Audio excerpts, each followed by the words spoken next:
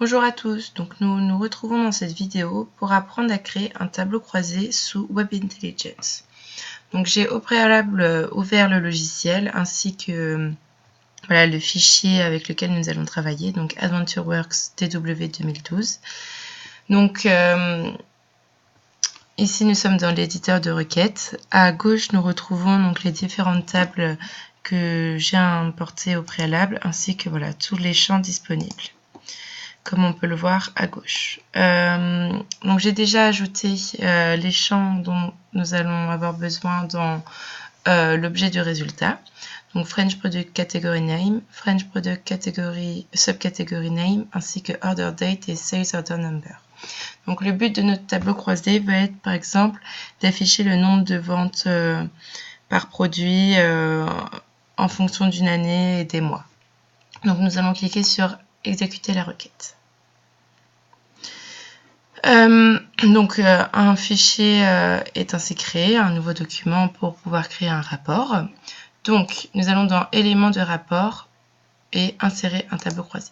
Je clique et je sélectionne un endroit dans la page blanche.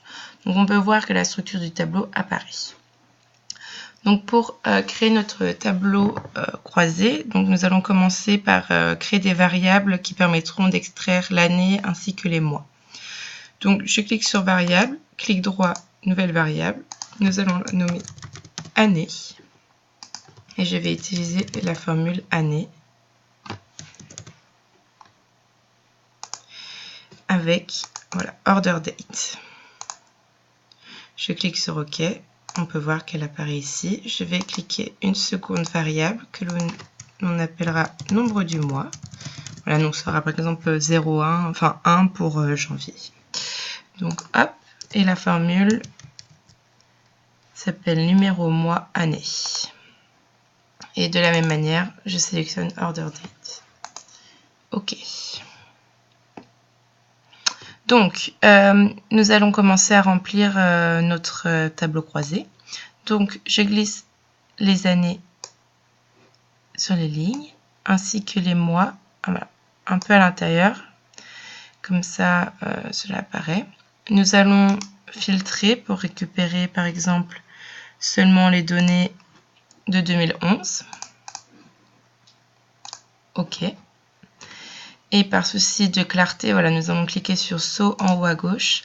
Voilà, comme ça, les lignes 2011 n'apparaissent qu'une seule fois. Ensuite, nous allons sélectionner la catégorie, donc les vélos, ainsi que la sous-catégorie, pour être un peu plus détaillé. Donc on retrouve vélo de route ainsi que VTT. Une fois de plus, je clique sur saut pour que vélo n'apparaisse qu'une seule fois.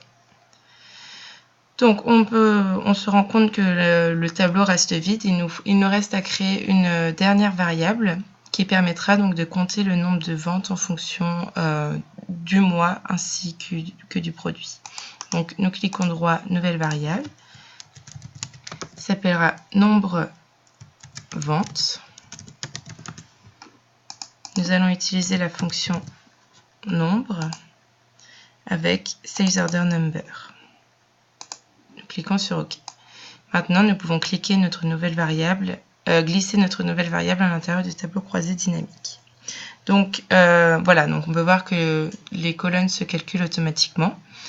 Nous allons supprimer cette dernière colonne qui n'est pas très utile. Supprimer la colonne en cliquant droit. Et nous allons cliquer cette dernière ligne également. Supprimer la ligne. Si nous souhaitons, nous pouvons ajouter par exemple une somme à la fin des deux colonnes. Donc nous nous rendons dans Analyse, fonction somme à la fin de la colonne. Voilà. Donc nous allons supprimer. Comme la ligne apparaît deux fois, nous allons en supprimer une. Donc supprimer la ligne. Et voilà. Il ne nous reste plus qu'à nommer notre rapport, donc en cliquant deux fois. Donc par exemple, nombre de ventes de vélos en 2011.